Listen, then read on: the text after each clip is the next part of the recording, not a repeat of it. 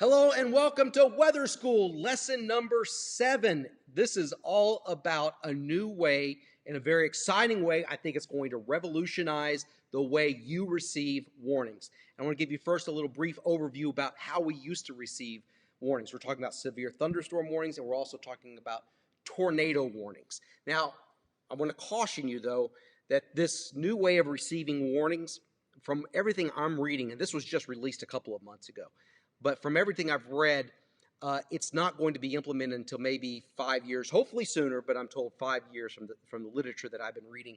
But it's going to revolutionize the way that you receive warnings. But I want to first of all start you on how we got to the point that we're at. And again, it's not going to happen for another 5 years, but this is an example. You see April 28th, 2020, all those boxes there indicate where those yellow boxes where there's a severe thunderstorm warning, and then you see the red in Missouri, that's a tornado warning, and they're called polygons. This is the old way that we would get in the warnings and display them to you. And this was a long time ago, prior to 2007, when I first started at KTV. This was back in 06, I believe, or maybe 06, I can't remember. It was a long time ago. But for instance, look at Yell County. Why would you warn the entire county for a storm that was only going to affect the northern half of the county? Why would you warn southern Yell County?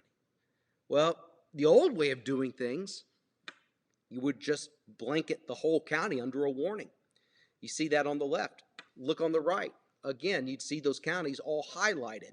So while the storms would not affect every single person in all those counties, the whole county would get highlighted. So over the past 13 years, we've had storm-based warnings. And this was from last week, by the way. So these thunderstorms came in. Remember, they caused quite a bit of damage. This was last week.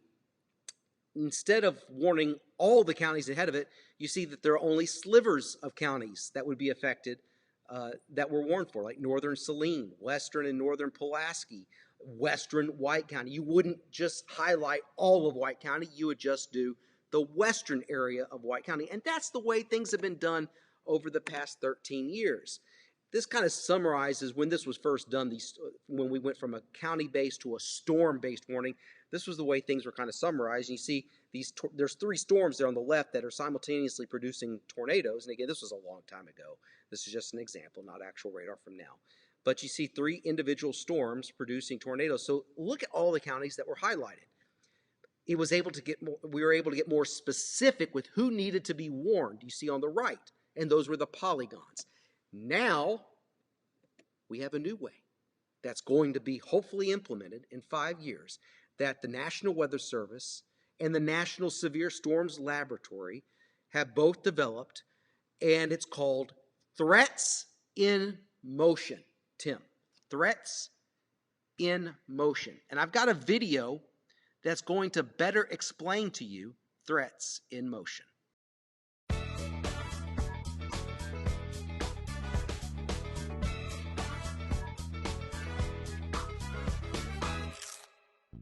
In nature, hazardous weather is almost always in motion.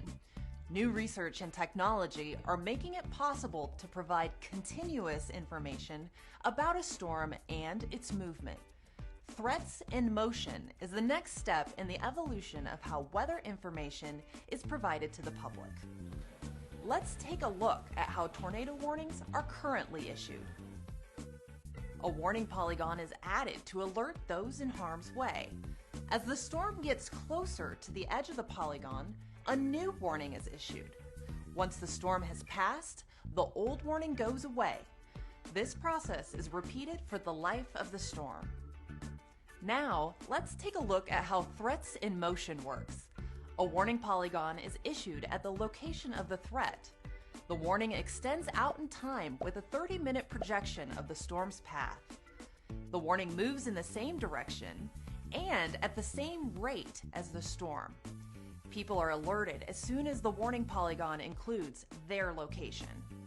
Threats in Motion basically takes the computer power we have to allow us to update it more frequently, give more frequent updates and advance warning for people who are downstream from where the current warnings are right now, and give them advanced lead time to take action.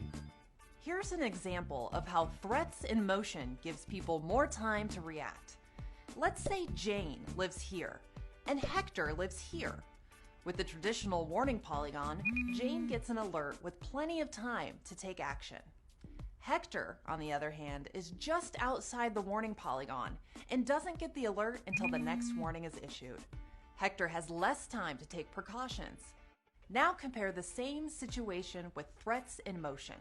With a moving warning, both Jane and Hector receive an equal heads up. Threats in motion also will improve how long you and your family need to stay in your shelter. Notice Jane's location. Once the threat moves past her, she receives an all-clear notification. It's a better, more seamless way of letting people know not only when they're in the threat area, but almost as importantly when they're out of it and when they can come out of their shelter. The way a warning is issued with threats in motion will affect everyone.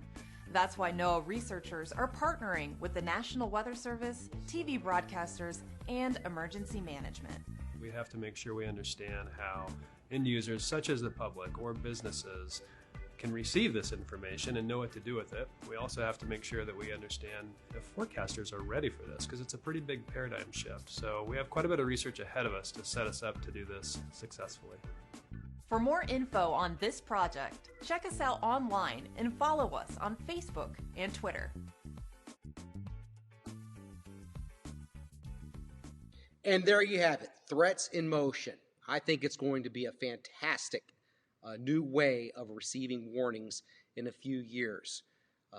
Obviously, as you saw from that video, you're going to be warned along with the storm as it moves. And what I really like about it is giving the person, the viewer, giving you that heads up that you're in the all clear with that particular storm.